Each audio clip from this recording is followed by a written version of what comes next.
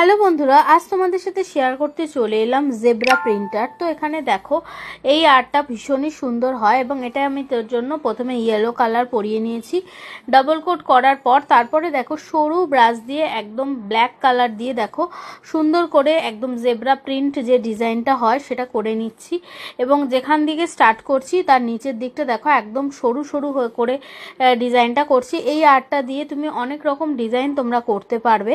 তো আমি এখানে আজকে দেখো এই আর্টটা দিয়ে শুধুমাত্র নিচের পোর্শনগুলো সুন্দর করে একদম স্টার্ট করছি। যে সাইডটা ওই সাইডটা মোটা থাকছে আর এন্ডসের দিকটা একদম সরু হয়ে যাচ্ছে।